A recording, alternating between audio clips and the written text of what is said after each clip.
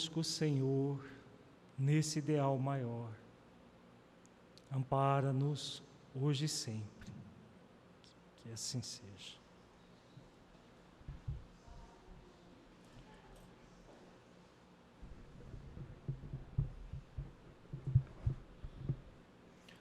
Nós vamos dar prosseguimento ao estudo reflexivo das obras básicas da doutrina espírita e do Evangelho de Jesus. E na noite de hoje nós estamos começando um novo módulo, que é o significado da lei de adoração em nossas vidas. Trabalharemos no encontro de hoje o tema A Essência da Lei de Adoração. O objetivo é o de refletir sobre a essência da lei de adoração como um meio de tornar melhor o ser humano. Todos nós somos espíritos imortais, temos um compromisso de nos conectarmos com o nosso Criador, para que nessa conexão com o Criador nós evoluirmos. Então nós veremos na noite de hoje o sentido maior dessa lei em nossas vidas.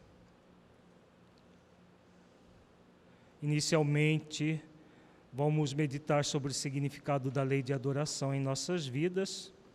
Feche os olhos, entre em contato com você mesmo em essência, buscando sentir-se um espírito imortal, Filho de Deus, aprendiz da vida, que traz inato o sentimento de adoração a Deus. Você é consciente dessa lei e a tem cumprido em sua vida?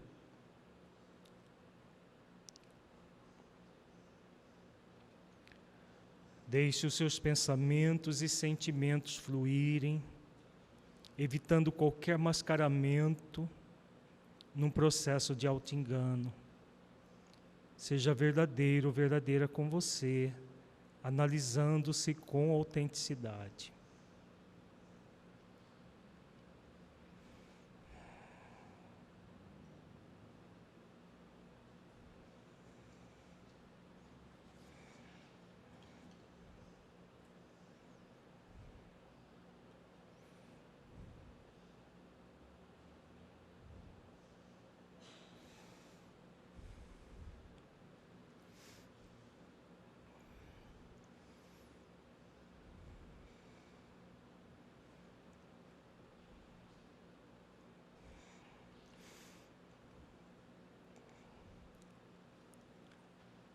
Gradualmente vamos voltando ao estado de vigília para a reflexão doutrinária. Nós vamos começar as nossas reflexões com a questão 649 do Livro dos Espíritos. Allan Kardec pergunta: em que consiste a adoração? E aí, gente? O que seria adoração? Adorar a Deus.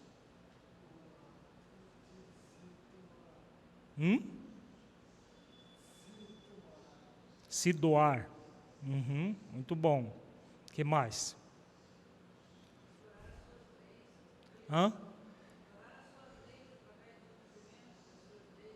Cumprir as suas leis. Esse é o sentido mais profundo da adoração. Exatamente o cumprimento das leis. Por que esse é o sentido mais profundo? A doação que o Neuber falou também é muito importante, se doando para a vida. Por que o sentido mais profundo de adorar a Deus, nós vamos ver isso muito claro nas várias perguntas do Livro dos Espíritos, é a essência da adoração. Por quê? Existe um motivo para isso. Vamos refletir juntos. Deus, como sendo a suprema inteligência do universo, causa primária de todas as coisas, como nos refere a questão número 1 do Livro dos Espíritos. O ser absoluto, que o universo não precisaria existir, Deus já é aquilo que Ele é. Ele precisa de adoração de outros seres? Se Deus não precisa de adoração de outros seres, por que existe então a lei de adoração?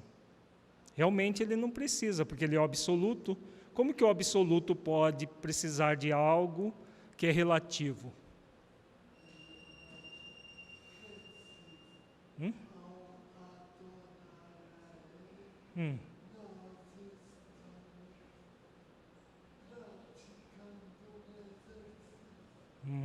Ao adorá-lo, nós estamos praticando exercício? Passa por isso que você falou. Qual é o sentido maior da lei de adoração, então? Sim, é cumprir as leis. Mas por que, se Deus não precisa da nossa adoração, por que existe uma lei só para isso? É o contato? Passa pelo contato, é importante o contato. Mas por quê? Qual é o sentido maior da adoração? O exercício? Sim, o exercício. É um exercício, é a prática das leis, mas por que existe esse exercício?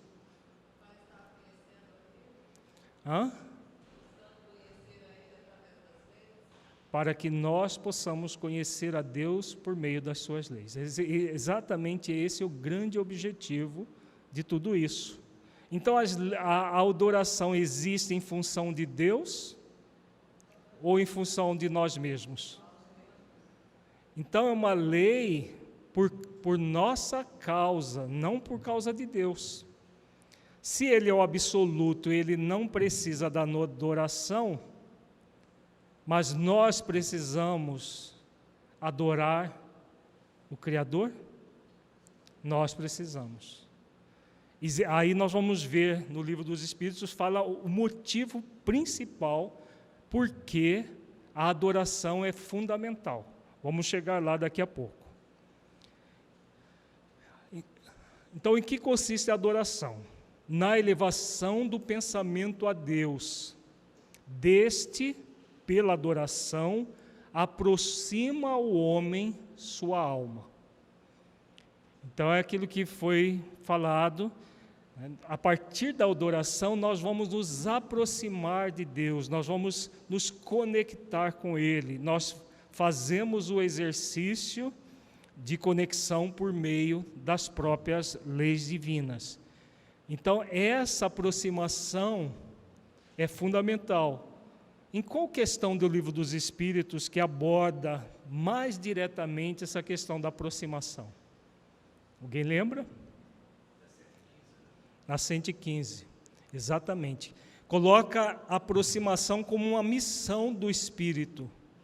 O Espírito em evolução, na questão 115, Kardec pergunta se os Espíritos são criados bons e maus por Deus, e a resposta muito clara, que não são criados bons e maus, são criados simples e ignorantes, e cada um deles tem uma missão.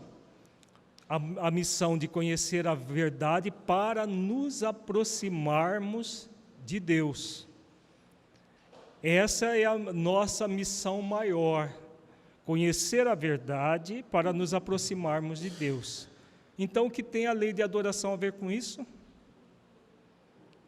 Tem tudo a ver com isso, né? Então, vejamos que a adoração consiste na elevação do pensamento a Deus. Então, quando nós estamos fazendo um exercício de autoconhecimento, nós estamos adorando a Deus? Sim. Quando nós estamos fazendo um exercício reflexivo como esse que estamos fazendo agora, nós estamos adorando a Deus? Mas ninguém está olhando para o teto, fazendo mãozinha assim, assado. E aí? Qual que é o sentido disso? Do chamado culto exterior. Tem sentido? Nem sempre, quando nós estamos com uma prática externa de adoração, nós estamos com uma prática interna de adoração. Há uma diferença muito grande, nós vamos ver também muito claro no Livro dos Espíritos. Então, a essência da adoração é a elevação do pensamento a Deus. Então, se nós estamos num exercício reflexivo sobre como funciona a própria lei de adoração, nós estamos num ato de adoração. Olha como é interessante isso. Se nós estamos fazendo uma leitura edificante, que eleva o nosso pensamento, nós estamos orando, nós estamos nos conectando com Deus num nível profundo. Nós vamos ver que o significado de prece, de oração, de adoração, é muito mais amplo do que nós imaginamos, porque a oração é um ato de adoração. Mas ora-se apenas quando a gente, vou orar, e aí, naquele momento, a pessoa ora, é assim que funciona?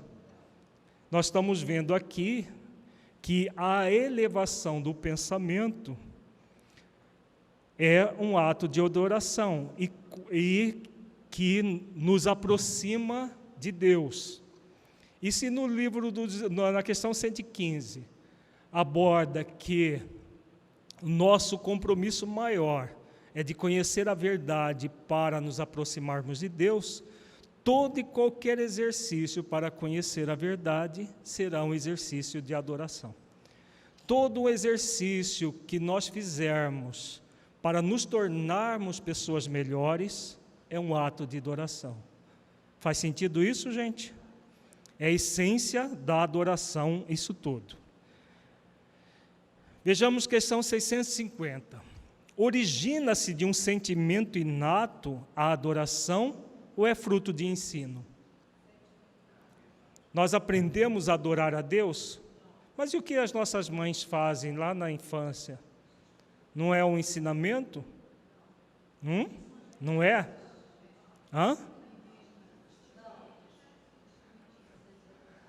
É um ensinamento ou é um hábito?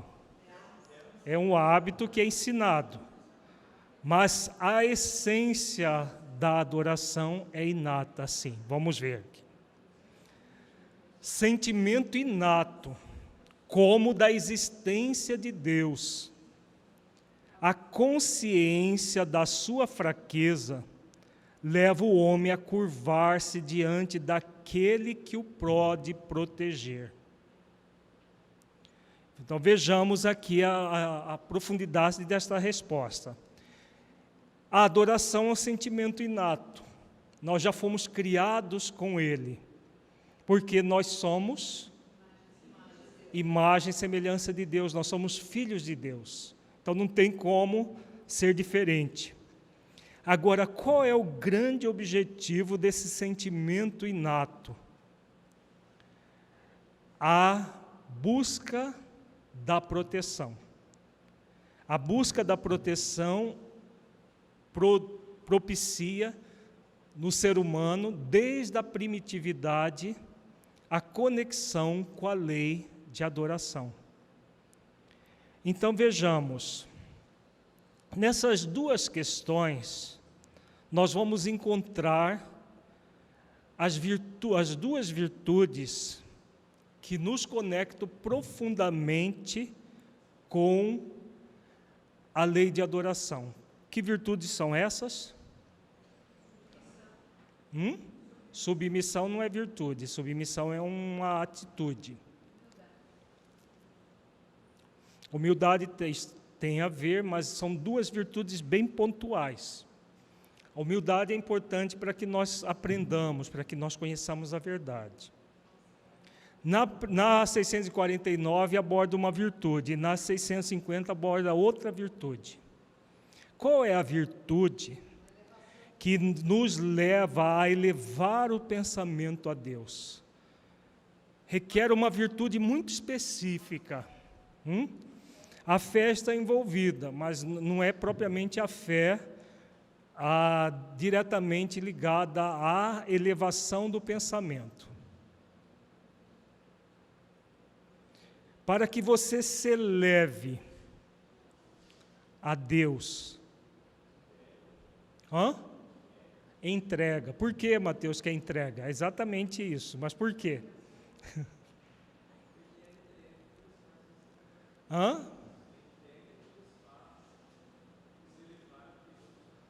A entrega que nos faz nos elevar? Sim, o que significa essa entrega, então? Entregar um pacote é a mesma coisa? A entrega é uma virtude intimamente ligada com outra virtude, muito significativa. Que virtude é essa?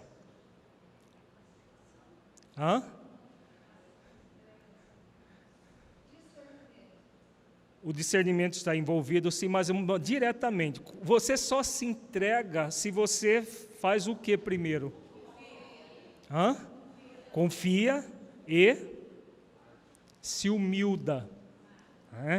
Então vejamos, é possível você entregar-se sem humildar-se primeiramente? Então a entrega é a virtude diretamente envolvida com a lei de adoração, mas que tem a sua base na humildade. A humildade que nos coloca diante do Criador na posição que nós temos. Qual é a posição que nós temos diante do Criador? A de filhos. E temos um compromisso de nos submetermos às leis na nossa consciência. Não é isso? Esse é o compromisso. Então, a entrega está aqui na 649. E na 650? O que nós temos uma virtude aqui, temos a humildade, que está implícito aqui no curvar-se diante daquele que o pode proteger. Está implícita a humildade, claro. Mas temos uma outra virtude que é de conexão direta também com a lei de adoração. É claro que essas separações são didáticas, como nós temos falado. A primeira é a entrega e a outra? A autoconsciência está envolvida, mas é uma outra bem direta, ligada a essa frase aqui: curvar-se diante daquele que o pode proteger.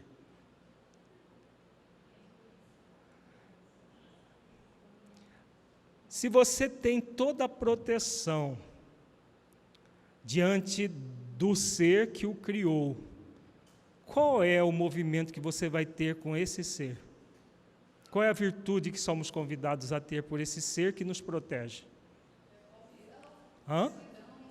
Gratidão, exatamente, gratidão. Se ele é o ser, é o absoluto, e protege todas as suas criaturas, as criaturas que têm consciência que ele existe, que são os seres humanos, têm um compromisso de sermos gratos. Então, todas as vezes que nós vermos no Livro dos Espíritos a palavra ser agradável, a expressão, melhor dizendo, ser agradável a Deus, nós estamos diante de que virtude? Gratidão. O ser agradável a Deus não é aquele processo que muitas vezes nós pensamos que é o inferior agradando o superior. É sermos gratos porque todos os recursos que nós precisamos para evoluir, Deus nos oferece.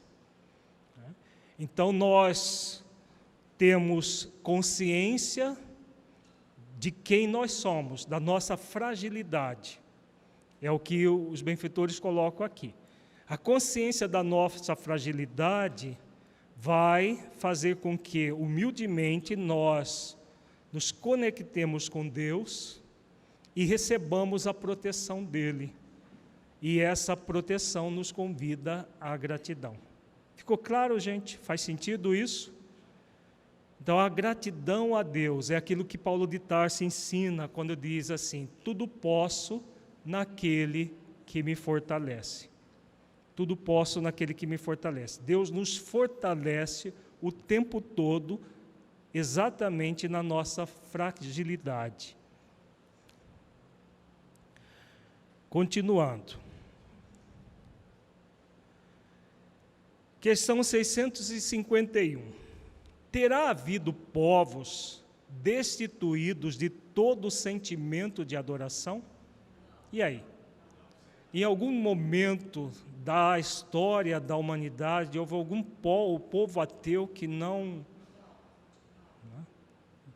existe? Todos, sem exceção.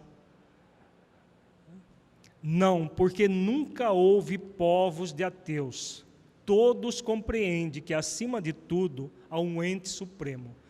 Você pode ir nas culturas mais primitivas na Terra, desde os homens das cavernas, havia a concepção de um ente supremo, de um ser superior que criou a humanidade, que criou tudo que existe. Os povos, os chamados mais atrasados, menos cultos, em todas as épocas da humanidade, nunca houve povos de ateus. O ateísmo vem de quê? Vem de que movimento? O que o Espírito Lázaro fala sobre o ateísmo de uma forma indireta? Sim, ele é do materialismo, ele é consequência direta do materialismo, mas do ponto de vista psicológico, o que gera o ateísmo? É um movimento psicológico do ser humano que é construído muito tempo depois da sua evolução. Um processo está ligado à rebeldia. Vocês lembram que o Espírito Lázaro fala da evolução do ser humano? Que no primeiro momento o ser humano é sensações. Mais avançado e pervertido, aliás, no primeiro momento, deixa eu recomeçar porque eu me equivoquei. No primeiro momento o ser humano é instinto. Mais avançado e pervertido, ele é sensações. Mais desenvolvido, ele é sentimento. Então, vejamos que onde está o inatismo de haver um ente supremo? Dentro da nossa consciência, está ligado, mas é um outro processo. De onde vem, se até povos primitivos têm, é instintivo. No Livro dos Espíritos fala o que sobre o instinto? Ele é o quê? Uma forma rudimentar de inteligência. Então, existe uma inteligência instintiva. É nessa inteligência instintiva que está a crença num ser supremo.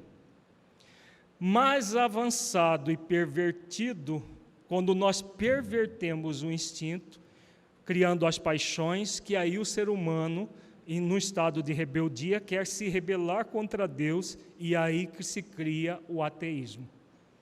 Mais avançado, ele vai se tornar sentimento, e aí as virtudes cristãs vão prevalecer, e aí ele ressignifica instinto e as paixões, e se torna um ser plenamente em sintonia com Deus. E o processo da evolução vai se dar assim.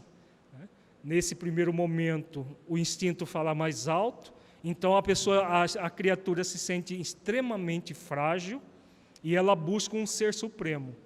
A forma como ela vai buscar esse ser supremo é variável conforme as culturas.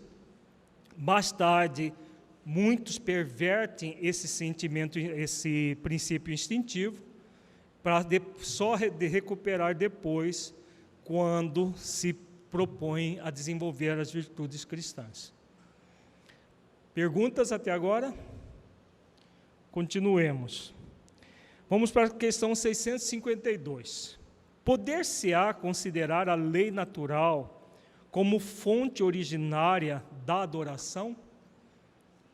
A lei natural é a fonte da lei da adoração? E aí? Lei natural, o que significa? As leis de Deus, todas. É a lei natural a fonte da lei de adoração? É a fonte ou ela é uma das leis? Ela é uma das leis, né? A adoração está na lei natural, pois resulta de um sentimento inato no homem. Por essa razão é que existe entre todos os povos, se bem que sob formas diferentes. É o que nós acabamos de falar, né? Então, ela é um sentimento inato. Não há pessoa que não tenha já vivido essa lei natural, que é a lei da adoração, nos primórdios da sua própria evolução. Mesmo aqueles que se declaram completamente ateus, materialistas, descrentes, hoje já creram algum dia, quando ainda estavam num processo de fragilidade, de ignorância. E depois, mais tarde, perverteram o próprio processo e se tornaram, muitas vezes, ateus. Mas mesmo os ateus, vai ser sempre um processo transitório, porque cedo ou tarde a pessoa vai desenvolver as virtudes e se reconectar com Deus. Qual é o grande papel da religião? A religião vem da palavra religar em latim, que significa religar. Então, religar o quê? Religar, por que religar então, se é inato? Porque em algum momento ele se desligou, exatamente. Em algum momento ele se desligou e ele precisa de se religar, é convidado a se religar. A religião, quando bem exercida, ela faz esse papel. Nem todas, porém. Vamos agora para a questão 653. Precisa de manifestações exteriores à adoração? Não? Realmente não. Vamos ver aqui a resposta. A adoração verdadeira é do coração. Em todas as vossas ações, lembrai-vos sempre de que o Senhor tem sobre vós o seu olhar. Então, é aquilo que nós estávamos falando agora há pouco. Todos os atos que nós praticamos podem ser atos em oração? Quando é que um ato praticado vai ser um ato em oração? Em adoração ou oração? Sempre quando gerar um bem, vai ser um ato de adoração. Por isso eles dizem aqui, a adoração verdadeira é do coração.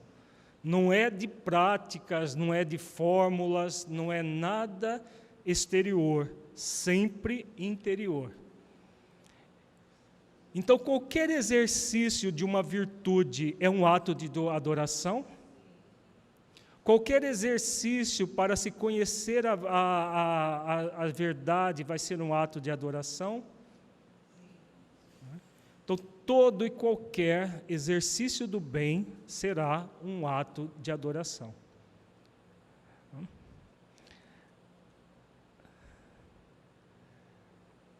Questão 653A. Será útil a adoração exterior? E aí? A adoração não precisa de manifestações exteriores. Mas e se nós praticarmos atos exteriores? É útil? Pode ser útil, sim, né? Agora, vamos ver quando é que ela é útil. Sim, se não consistir num vão simulacro. É sempre útil dar um bom exemplo, Mas os que somente por afetação e amor próprio fazem, desmentindo com o proceder a aparente piedade, mau exemplo dão e não imaginam o mal que causam. Então vejamos a profundidade desta questão. As religiões, de um modo geral, elas estão contidas nesse texto aqui? Nesse contexto? Sim, são uma prática exterior. Agora, se for apenas um simulacro, o que está acontecendo? Está acontecendo um ato de adoração? Não. São práticas puramente ritualistas, com mais ou menos intensidade, mas que não se constitui em um processo de verdadeira adoração. Aí uma pergunta: no mesmo ambiente de adoração exterior, pode haver pessoas nesse movimento aqui de afetação e amor próprio e outras pessoas verdadeiramente adorando a Deus, mesmo nas religiões mais diversas possíveis? Pode haver? Sim, pode haver. Porque não é a religião A, B, C, D ou E que vai gerar esse estado. É o movimento da criatura. Se o movimento da criatura for de real conexão com Deus no coração, mesmo em religiões, até em falsas religiões, podemos encontrar pessoas verdadeiramente conectadas. Religiões puramente comerciais, como temos hoje em dia, religiões que são verdadeiros comércios, barganhas com Deus. Se a pessoa estiver ali realmente conectada de coração, mesmo sendo numa situação em que ela, às vezes, está sendo até enganada na sua boa-fé, está em conexão. É claro que vai ser mais complexo numa situação dessa, mas é possível sim. Agora, vejamos o quão prejudicial é essa prática exterior como um simulacro. Por que que isso é tão nefasto assim, como dizem os benfeitores aqui? O que leva a ser tão ruim que eles dizem aqui, não imagina o mal que causam? Qual é a questão aqui? É um processo de auto-engano? Pode ser de auto-engano, mas normalmente é de quê? É o de barganha, é de enganar os outros, como se isso fosse possível.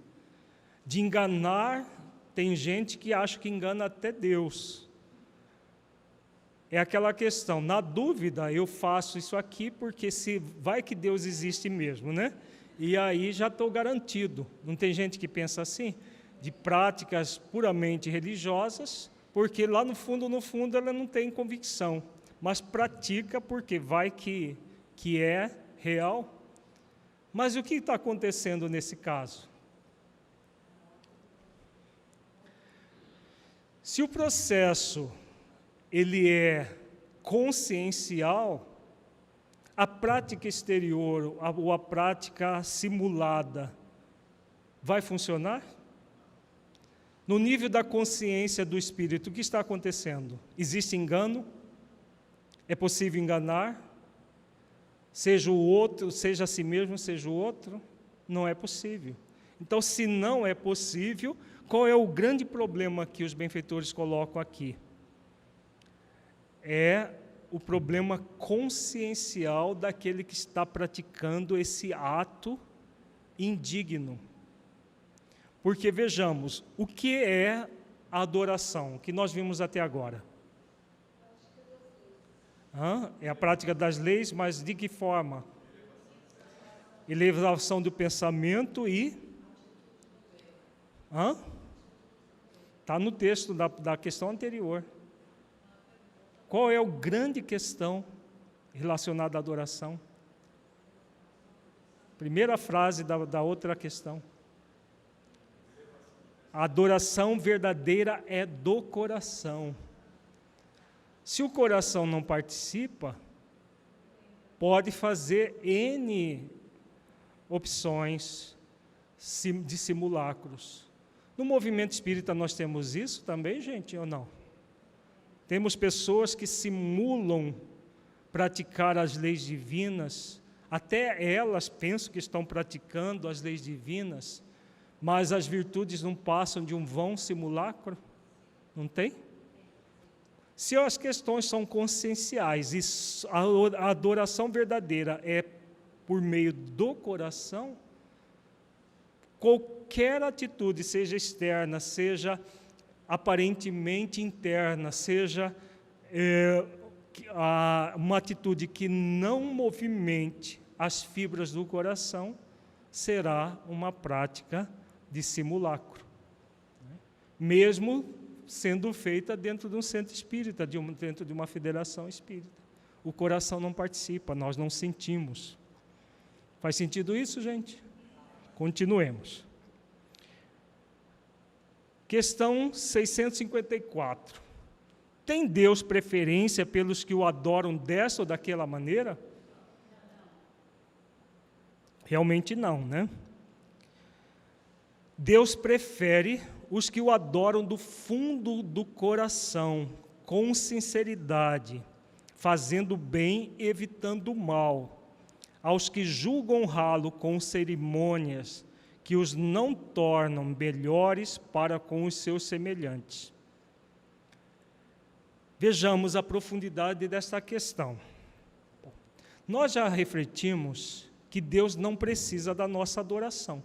Mas por que os benfeitores disseram aqui que Ele prefere os que o adoram do fundo do coração com sinceridade, fazendo o bem e evitando o mal, aos que julgam honrá-lo com cerimônias?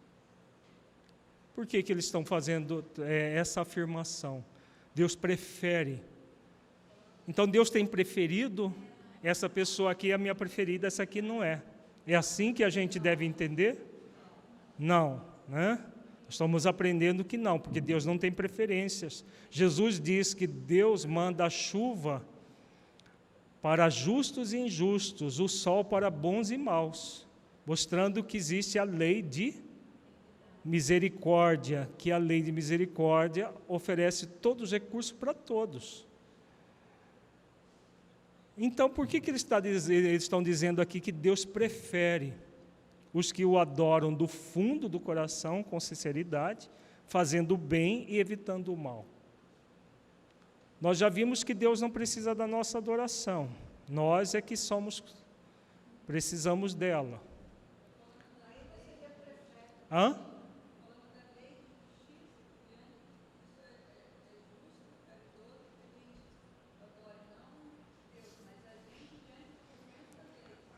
Então, a Solange está dizendo aqui, muito interessante o que ela está dizendo. Significa, então, que essa preferência aqui não tem a ver com Deus, tem a ver com a própria pessoa cumprindo a lei de justiça, amor e caridade consigo mesma. E aí, quando ela age consigo mesma, ela pode agir com o próximo, no dia a dia. Sim. Então, vejamos, essa preferência aqui é uma preferência que não tem a ver com o Criador, tem a ver com a justiça sendo feita no âmago do Espírito. Como que se dá a justiça? Qual a base da justiça? O amor e a caridade são as bases da justiça. Olha o que eles dizem aqui. Aqueles que o adoram do fundo do coração, com sinceridade, fazendo o bem, evitando o mal. Fazendo o bem, evitando o mal. Qual é o sentido disso aqui? Tem uma questão do Livro dos Espíritos que a gente vive lembrando dela, que tem a ver com isso aqui. Fazer o bem no limite das forças, exatamente. Questão 642, Kardec pergunta se não basta não fazer o mal para sermos agradáveis a Deus. Olha o agradável de novo aí. Sermos agradáveis a Deus. E eles respondem que não. que não basta não fazer o mal, somos convidados a realizar o bem no limite das nossas forças, porque nós responderemos por todo o mal que advier de não termos feito o bem.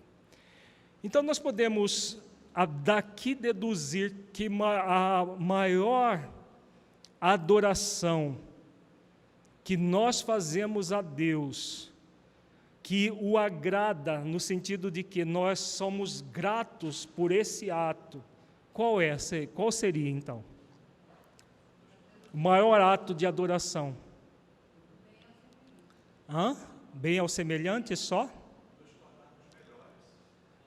Nos tornarmos melhores só? De que forma que nós vamos nos tornar melhores? Solange, fala alto aí, Solange, para todo mundo ouvir. Exatamente. Então, nós nos tornamos melhores, cumprindo as leis divinas, realizando o bem no limite das nossas forças, para nós e para todos aqueles que nós pudermos. É dessa forma que nós vamos ser gratos a Deus. Então, o agradável lá das questões 642 tem a ver com a lei de adoração. Então, todo ato amoroso, justo e caridoso que nós praticarmos, nós estamos num trabalho de profunda gratidão a Deus. O que acontece com a nossa fragilidade quando nós agimos assim? O que acontece com a fragilidade, a fraqueza que nós vimos agora há pouco na outra questão? O que acontece com a fragilidade? Ela desaparece ou ela diminui? Ela diminui, porque ela só vai desaparecer quando nós formos que tipo de categoria de espírito? Espíritos puros. O espírito puro, ele se une em pensamento ao próprio Criador, como Jesus ensina, né? Eu e o Pai somos um. Aí nessa fase que nós já não teremos as nossas fragilidades, mínima que for. Mas até lá, ela vai diminuindo. Ela vai diminuindo porque vai ampliando o que em nós? Que vai ficando no lugar da fraqueza? A força do bem realizado. A força do bem realizado nos conectando cada vez mais com o Criador, nos aproximando cada vez mais dele. Esse é o grande objetivo da vida. Vamos continuar aqui, que essa resposta é de uma profundidade muito grande. Cada parágrafo dela vai aprofundando nos valores aqui. Todos os homens são irmãos e filhos de Deus. Ele atrai a si todos os que lhe obedecem às leis, qualquer que seja a forma sob que as exprimam. E que os benfeitores estão dizendo aqui? O que eles estão nos ensinando? Nós já falamos sobre isso aqui, agora há pouco.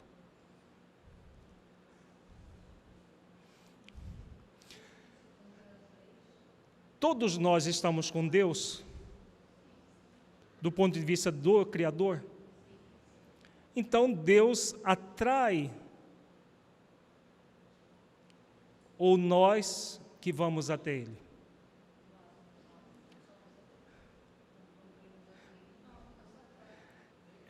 Ele não, como diz Jesus, não trata bons e maus, justos e injustos, com a mesma solicitude? Sim. Por que eles dizem aqui? Ele atrai a si todos os que lhe obedecem às leis, qualquer que seja a forma sob que as exprimam.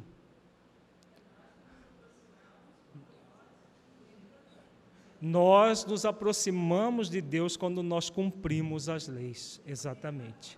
Independente da forma como se cumpre. Aqui eles estão colocando que o maior ato de adoração que é, então, cumprir as leis. Não é nenhuma oração, palavras, mesmo o pensamento, vai ser equivalente ao cumprimento das leis. É o cumprimento das leis que vai fazer com que nós adoremos a Deus, porque nós agimos com gratidão e com entrega. Entrega a Deus é entrega a quê, propriamente dito? É entrega às leis na nossa consciência. Essa é a verdadeira entrega. Quando nós nos entregamos às leis na nossa consciência, para cumpri-las, para obedecê-las, como está aqui, nós estamos agindo com uma profunda gratidão a Deus, sendo agradável a Deus. Quando nós agimos assim, nós estamos realizando o bem no limite das nossas forças. Continuemos essa mesma resposta. É hipócrita aquele cuja piedade se cifra nos atos exteriores. Mau exemplo dá todo aquele cuja adoração é afetada e contradiz o seu procedimento. Então vejamos, aqui eles colocam uma realidade. Qualquer pessoa que busca apenas os atos exteriores, seja em qualquer religião que for, inclusive dentro da doutrina espírita, no movimento espírita, apenas o ato exterior, sem fazer os esforços para cumprir as leis, desenvolvendo as virtudes cristãs, está em curso nisso que eles dizem aqui, na hipocrisia? Sim. Está em curso na hipocrisia, porque a adoração é afetada e contradiz o seu procedimento. A pessoa, por exemplo, que vai ao centro espírita só para tomar passes. Uma vez estava num centro espírita, bem no fundo, sentado no fundo, aí vi a conversa de duas senhoras. Aí uma disse para a outra, nossa, mas é muito chato aqui, não tem canto, não tem nada, não tem nada que assim chame a atenção da gente, que faça alguma coisa interessante.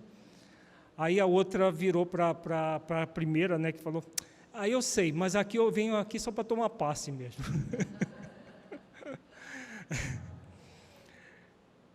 Vejamos, a pessoa não estava ali nem prestando atenção na fala, a outra prestando atenção, achando tudo muito chato, porque não tinha nenhum ato exterior. Mas o ato dela não era, das duas não estava sendo exterior? Se a pessoa vai ao centro espírita, assiste ou aguenta a reunião pública, a exposição pública, né? Porque nem aguenta para tomar o passe. Tem alguns centros que já estão dando passe antes das pessoas da exposição, porque aí elas já vão embora mesmo, e fica livre da exposição do dia. Esse é um ato de que tipo? Não é de hipocrisia? Porque, mas a pessoa está de bom coração. Será? Ou ela está apenas ali querendo ganhar alguma coisa, sem fazer nenhum esforço, porque no centro espírita é bom, eles têm espírito lá que resolve o problema da gente, né? Essa é a visão que muitos têm, e a pessoa fica naquela prática puramente externa, achando que vai movimentar alguma coisa interna. Não movimenta, porque a verdadeira adoração, a verdadeira transformação se dá por meio das leis da consciência. Fala, Ida. Uhum. Uhum.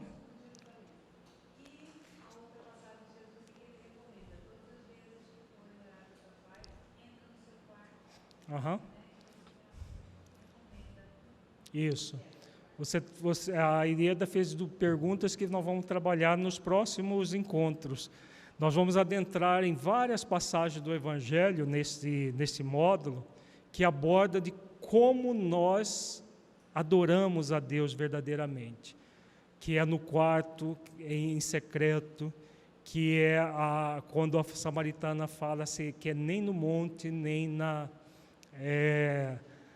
no templo, mas em espírito e verdade. Tudo isso nós vamos ver mais para frente.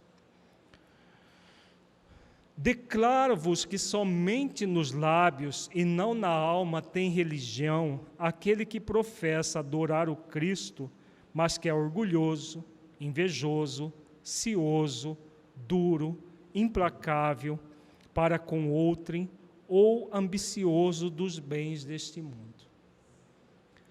Vejamos aqui esse parágrafo bastante interessante, porque de que os benfeitores estão falando aqui?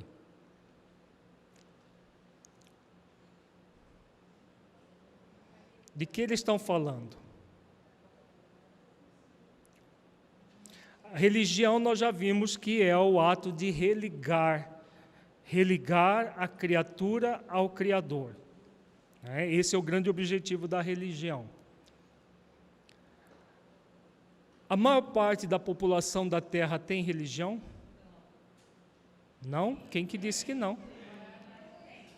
Quase que a totalidade, se não for 90%, 95%, pode ser até mais, tem religião.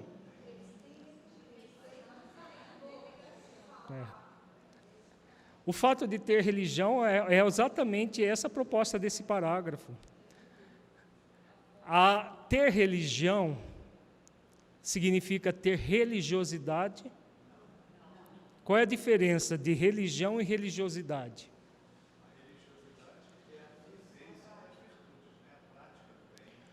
Podemos dizer que a religiosidade é o ato da adoração pelo coração, aquele movimento do espírito que, ao fazer exercícios para cumprir as leis divinas, desenvolve as virtudes cristãs. De que os benfeitores estão falando aqui? Nesse parágrafo, de que eles estão falando?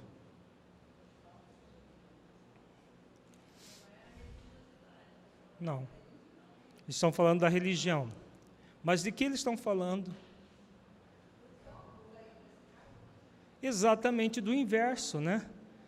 Porque se a pessoa professa uma religião, diz adorar o Cristo, e só pelas estatísticas nós devemos ter em torno de 4 bilhões de pessoas que dizem adorar o Cristo. Será que nós temos 4 bilhões de adoradores do Cristo, de verdade? O que é adorar o Cristo dentro de uma visão profunda? Que nós estamos acabando, aqui eles falam do Cristo porque é o modelo e guia da humanidade que nos leva a Deus, né? Eles estão falando da adoração de Deus. Se a adoração de Deus acontece em nossos corações, em nosso esforço para praticar as virtudes, cumprindo as leis divinas, adorar o Cristo é o quê? A mesma coisa, porque adorar o Cristo é seguir o exemplo do Cristo, que fez exatamente isso. O que o Cristo fez foi nos ensinar as leis divinas e as virtudes para cumprir as leis divinas. Eu sou o caminho para a verdade e para a vida. Ninguém vai ao Pai senão por mim, ensina Jesus. Então, quando eles dizem aqui que aquele que tem religião, aquele que professa adorar o Cristo, aí eles colocam uma série de sentimentos: orgulhoso, invejoso, cioso ou ciumento, que é a mesma coisa, duro, implacável para com o outro, ambicioso dos bens deste mundo. E aí? O que significa isso? Na verdade, o que está acontecendo é apenas o simulacro do processo de religação. Elas estão simulando a religação com Deus, mas não está havendo verdadeira religiosidade, verdadeira religação. Por quê? a pessoa se mantém dessa forma. Agora, significa que todos aqueles que são verdadeiros religiosos e adoram o Cristo não têm nada de orgulho, inveja, ciúme, dureza, implacabilidade, ambição? Significa que não tem nada disso? A diferença é essa, o fazer esforços, porque aqui está bem implícito no texto que a pessoa se compraz com isso. Ela tem a religião formal, mas ela não está fazendo esforços para humildar-se, para trabalhar as questões de submissão, de mansidão, de humildade, de várias virtudes que vão fazer com que essas viciações aqui sejam transmutadas, a viver no mundo sem ser do mundo, a praticar a renúncia que Jesus ensina, aqueles que quiserem vir após mim, tome a sua cruz, renuncie a si mesmo e siga-me. Então, não são pessoas que estão dispostas a fazer esforços para cumprir aquilo que o Cristo ensinou. Se não fizermos esforços, podemos ter rótulos religiosos que for. Estaremos praticando a lei de adoração? Não, não estaremos. Estaremos nos entregando verdadeiramente a Deus? Não estaremos.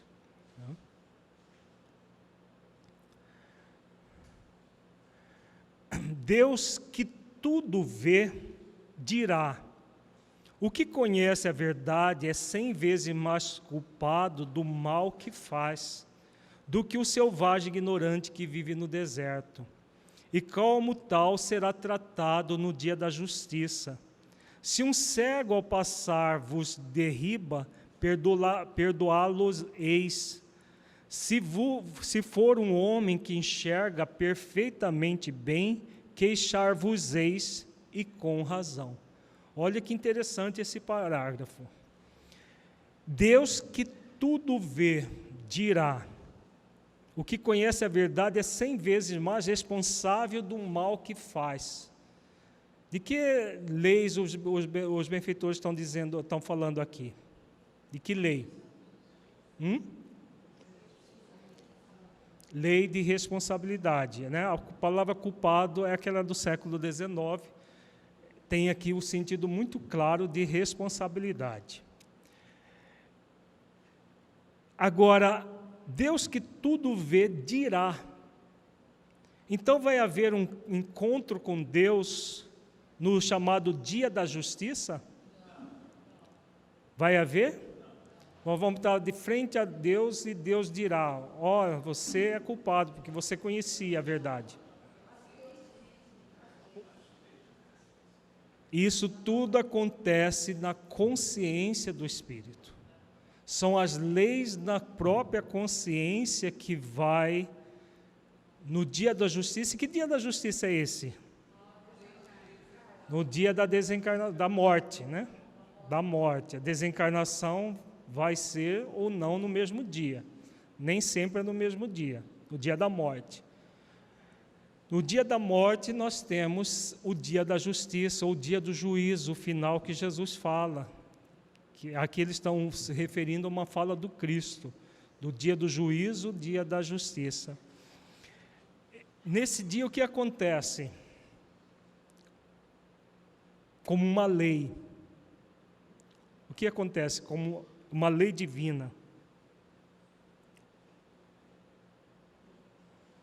O que acontece, gente, nesse dia? Do dia da nossa morte. Nós passamos em revista tudo aquilo que fizemos durante a existência. Nós vimos quando tratamos da lei da desencarnação, o significado da desencarnação em nossas vidas. Há um mecanismo, com base na própria lei divina, que faz com que nós façamos uma revisão de toda a nossa existência.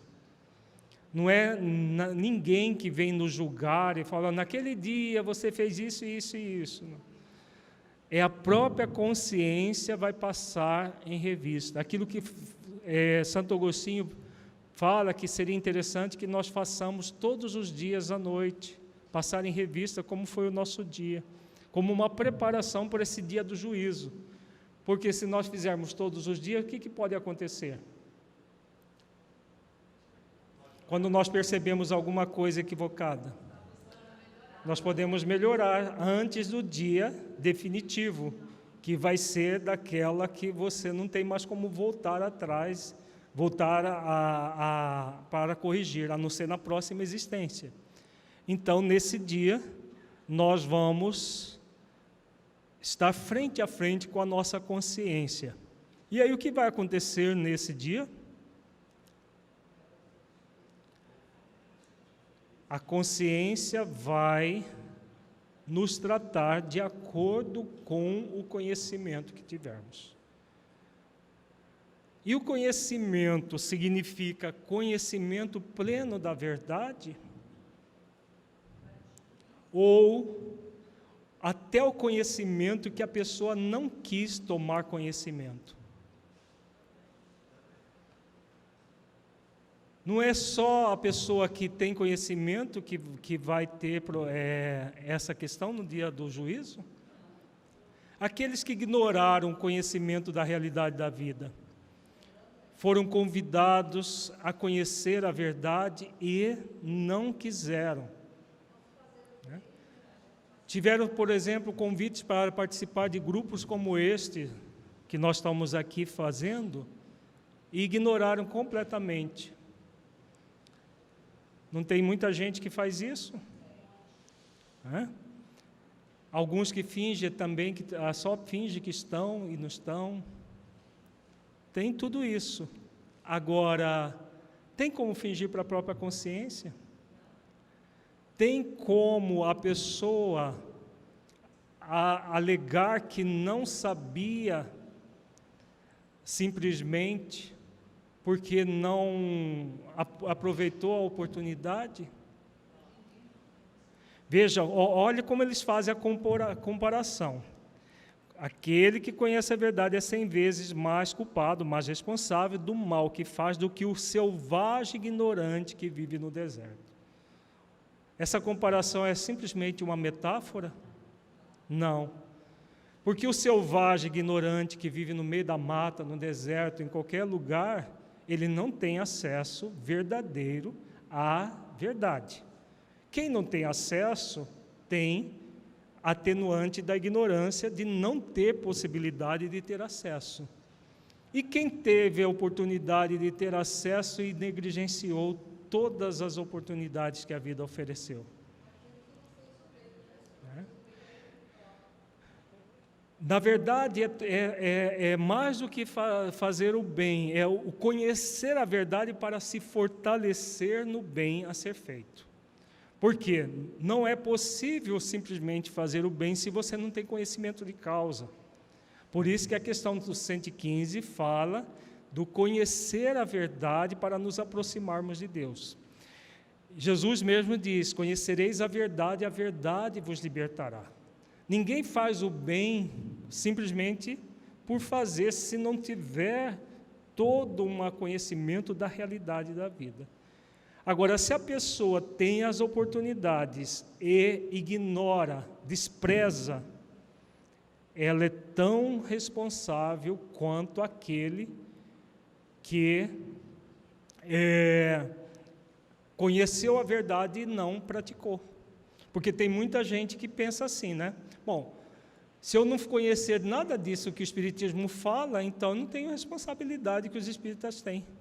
Pura ilusão, porque o conteúdo está à disposição até na internet, para quem mora num lugar onde não tem como participar de uma atividade como essa que nós estamos aqui, a pessoa está participando.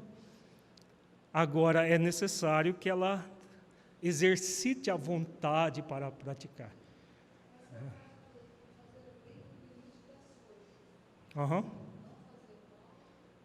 Sim, o fazer o bem no limite das forças é consequência, né? Porque a pessoa, quanto mais adentra na verdade, que são as próprias leis, ela vai se sentir impulsionada naturalmente a realizar o bem no limite das forças.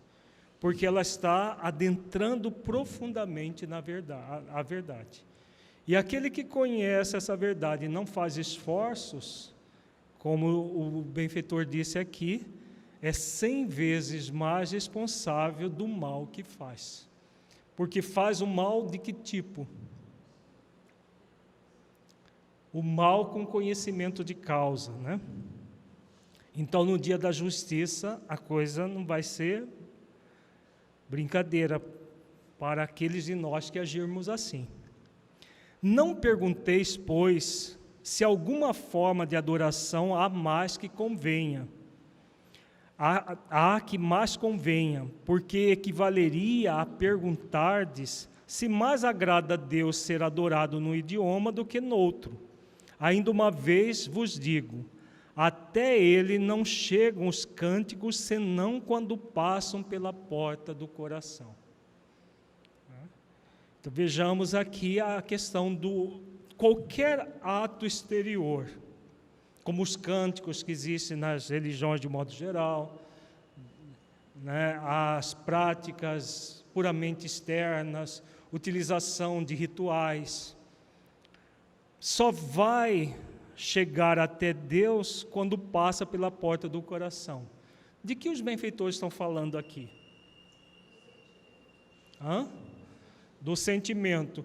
Mas se Deus está sempre conosco, sejamos justos ou injustos, de que eles estão falando de verdade?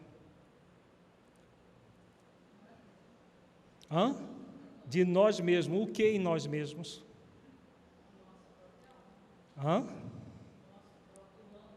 Nossa própria o quê? Sim, adoração pelo coração é o meio. O que eles estão falando aqui? O que existe de divino em nós? As leis, mas as leis estão onde? Na consciência. Então aqui eles estão falando da questão consciencial. Os cânticos, se eles forem repetidos apenas da boca para fora, os rituais sendo feitos de forma mecânica, eles não passam pela porta do coração. Então, eles não estão verdadeiramente produzindo uma pessoa melhor, porque é necessário que passe pela consciência do Espírito para que ele haja no bem. Se isso não está acontecendo, são atos puramente exteriores. Então, esses atos exteriores, eles não tornam melhor a pessoa.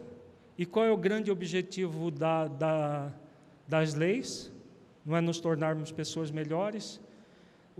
A essência da adoração não é nos tornarmos pessoas melhores? É exatamente isso que eles estão dizendo. Vejamos agora a questão 656. A adoração individual será preferível à adoração em comum? E aí? É melhor a gente adorar individualmente ou em conjunto?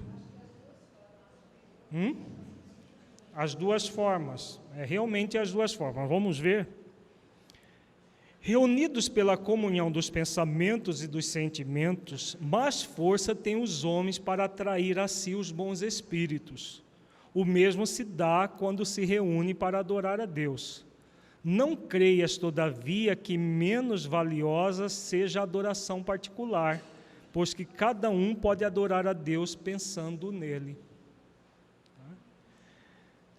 Todo ato de elevação do pensamento é um ato de adoração?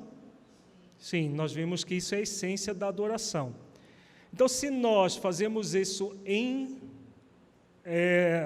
solitude, nós conosco, isso tem um valor muito grande.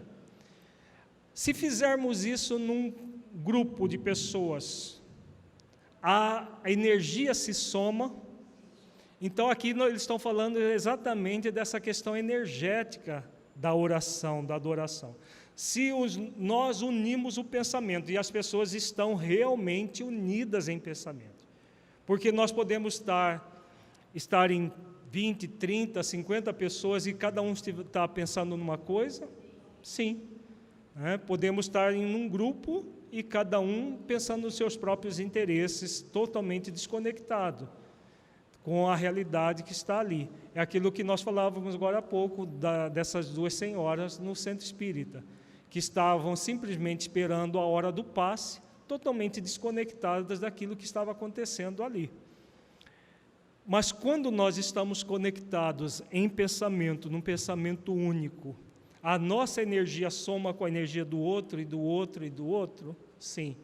Por isso que eles dizem aqui que a comunhão dos pensamentos e dos sentimentos, mais força têm os homens para atrair a si os bons espíritos. Então, num ato de adoração em comum, como nós estamos fazendo aqui, nós não estamos num ato de adoração?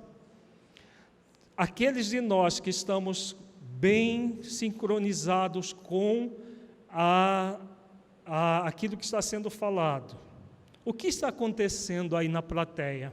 Para aqueles que realmente estão na mesma comunhão do pensamento e do sentimento. Na plateia, aqui conosco, o tempo todo.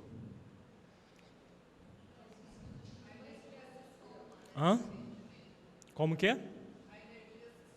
Sim, a energia se soma, mas o que acontece numa assembleia como essa? Por que é muito importante que a gente venha pessoalmente? Claro que nós temos hoje recurso da internet, tem gente nos assistindo no Canadá, nos Estados Unidos, na Europa, em vários estados do Brasil, mas o estar numa assembleia, o que muda? Está no texto o que muda. E esses bons espíritos que são atraídos, eles vêm para a assembleia para fazer o quê? Para nos olhar e ficar olhando, olha como eles são gratos a Deus, é para isso? Ou para fazer alguma coisa muito específica conosco? Eles atuam diretamente em nós.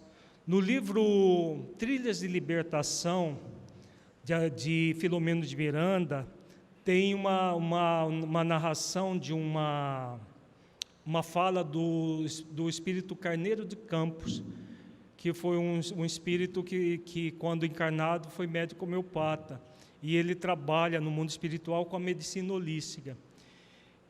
E ele diz que as maiores curas, os maiores trabalhos espirituais profundos não se dão naqueles chamados trabalhos de curas que tem nos centros espíritas, ou mesmo no passe.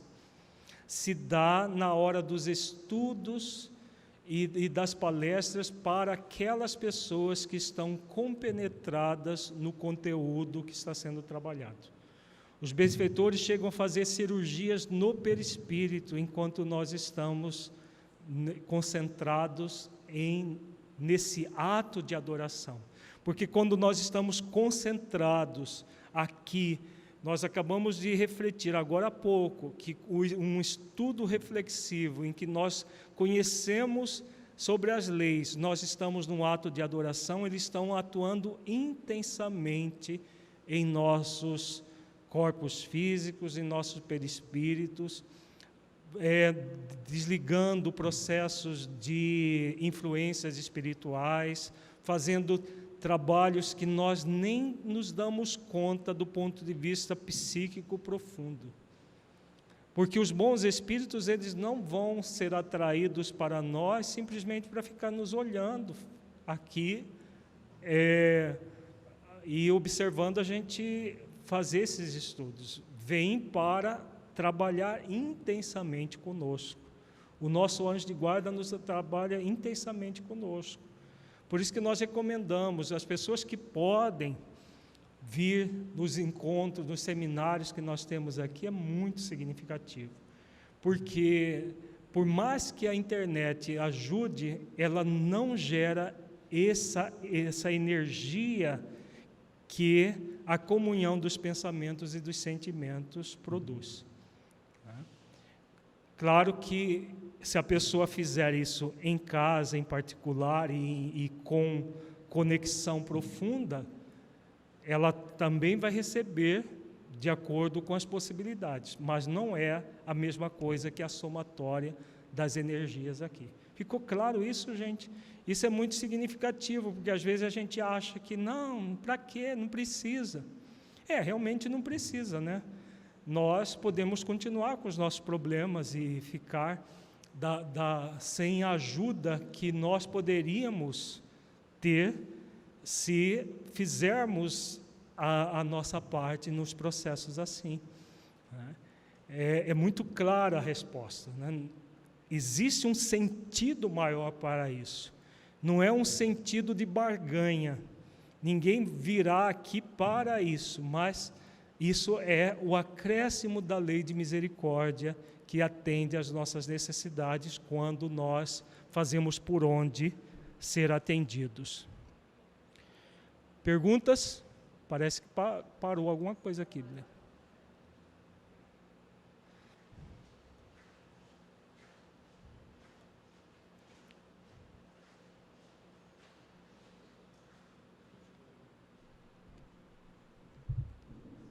Voltou. Vamos para a questão 657. Tem perante Deus algum mérito os que se consagram à vida contemplativa, uma vez que nenhum mal fazem e só em Deus pensam? Então, aqueles que vivem num mosteiro, num lugar fechado, como eremita no deserto, simplesmente contemplando, orando o dia inteiro, tem mérito essas pessoas? Por que não? Eles estão orando, não estão fazendo mal para ninguém, só oram o dia inteiro orando para Deus. Exatamente por não fazer o bem, eles estão fazendo o mal, né? É exatamente isso que os benfeitores dizem. Não, porquanto se é certo que não fazem o mal, também o é que não fazem o bem e são inúteis. Demais, não fazer o bem já é um mal. Deus quer que o homem pense nele, mas não quer que só nele pense. Olha que interessante. Pois que lhe impôs deveres a cumprir na terra. Quem passa todo o tempo na meditação e na contemplação, nada faz de meritório aos olhos de Deus, porque vive uma vida toda pessoal e inútil à humanidade, e Deus lhe pedirá contas do bem que eu não houver feito. Então, vamos refletir essa questão que é muito interessante. Então, vida contemplativa, só orando, só adorando a Deus, não faz sentido. Deus não quer, olha que é interessante, quer que o homem pense nele, mas não quer que só nele pense, pois que lhe impôs deveres a cumprir na terra. Qual é o grande objetivo do Espírito encarnado na Terra? Ser feliz e ser feliz por meio do progresso, né? E o progresso, como ele se dá? Realizando o bem no limite das nossas forças. Assim que se dá o progresso, né? E aí eles dizem, quem passa todo o tempo na meditação e na contemplação, nada faz de meritório aos olhos de Deus. O que é esse mérito aos olhos de Deus? Deus fica olhando para a pessoa, você está fazendo uma coisa que não devia ter feito, não devia fazer, assim? Um olhão de Deus enorme, assim, olhando para a pessoa. Aqueles que têm medo de Deus pensam, às vezes, nisso, né? Por isso que a gente brinca, às vezes. Porque é a visão do temor. De que os benfeitores estão falando novamente aqui? Todas as questões eles falam a mesma coisa, de forma diferente. A questão consciencial. A lei a lei de amor, justiça e caridade convida a fazer o bem no limite das forças. A pessoa ficar ali orando o tempo todo, ela é inútil em si mesma, né? Aqui ele diz muito bem, porque vive uma vida toda pessoal inútil à humanidade. Deus lhe pedirá contas do bem que não houver feito. É Deus que pede conta? A nossa consciência, são as leis divinas da consciência, é assim que a vida funciona. Então nós não precisamos ter medo de Deus, mas somos convidados a ter respeito às leis que Ele colocou nas nossas consciências, para que nós hajamos de verdade e não simplesmente simulemos ações que não são reais. Oi. Como que é? Não entendi. Mesmo que essas orações sejam em prol da sociedade, a oração, nós vamos ver, vai ter um dos encontros, nós vamos falar sobre a oração intercessória. A oração intercessória é a oração que você faz em benefício do outro, mas não apenas oração, porque é muito fácil, né?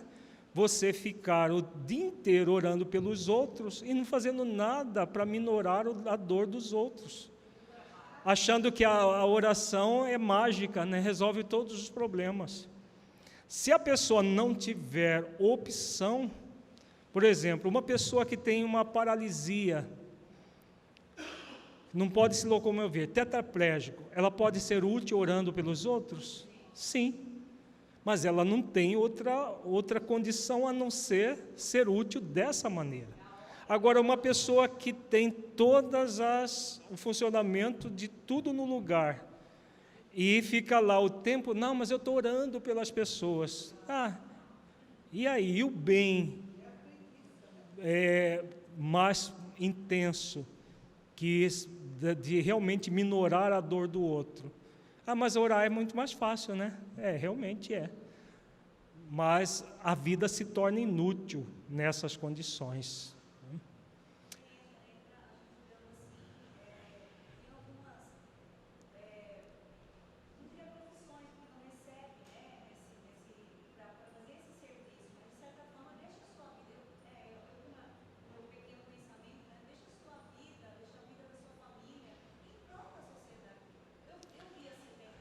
Uhum.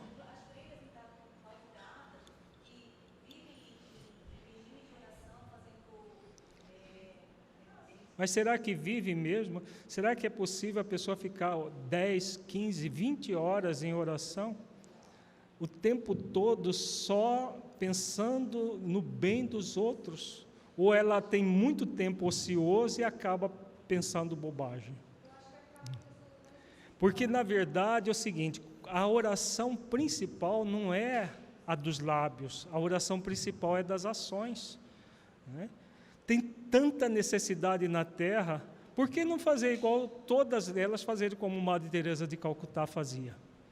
Vamos lá onde tem pobre e miserável, pessoas morrendo, e vamos atender a necessidade dessas pessoas. Não é muito mais útil?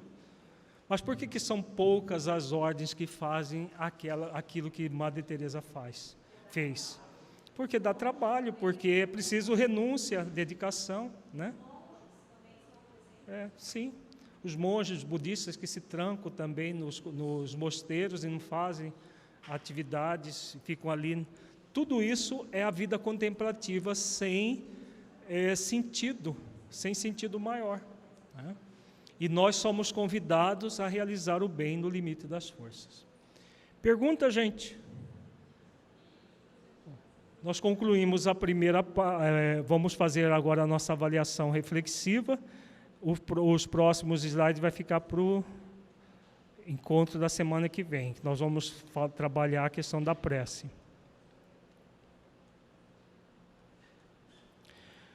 Vamos fechar os olhos. Entre em contato com você mesmo em essência, buscando sentir o conteúdo estudado neste encontro.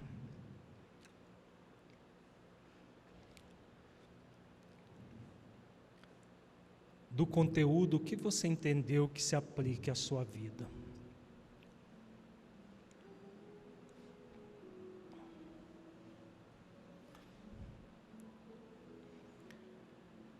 O conteúdo estudado mudou a forma como você entende a adoração a Deus? Em caso positivo, que mudança foi essa?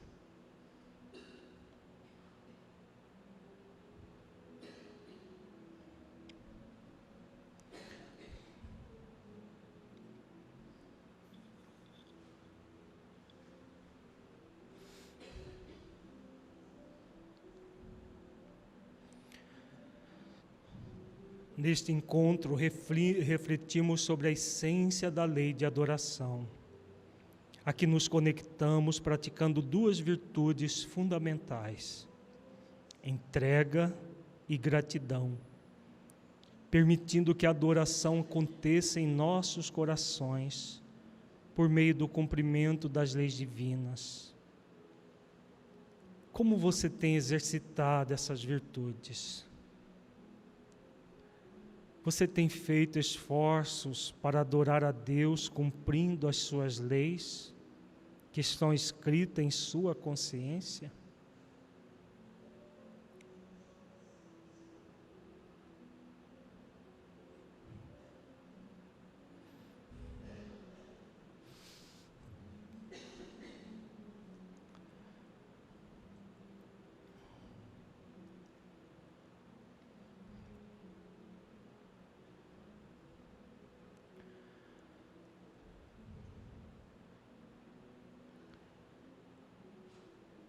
Como você sente a sua vida aplicando o conteúdo estudado? Você sente que ele pode melhorar a sua vida em sua busca de autotransformação e nas suas atividades na prática do bem?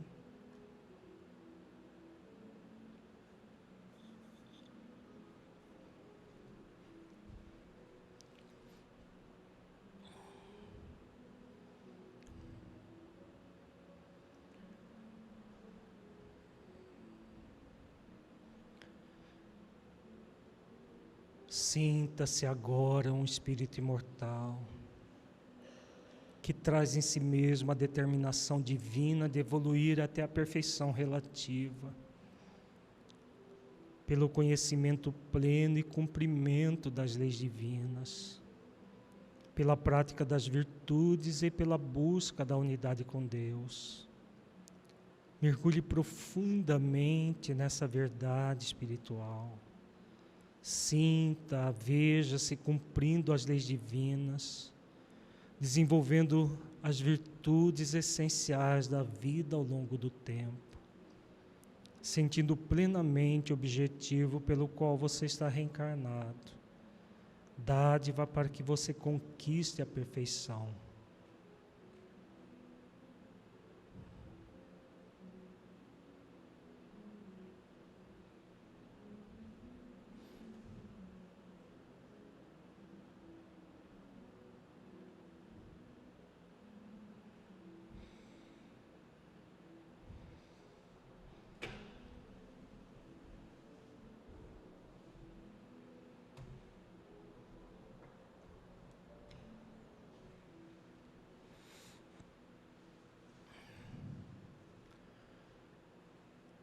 Senhor Jesus, mestre amigo,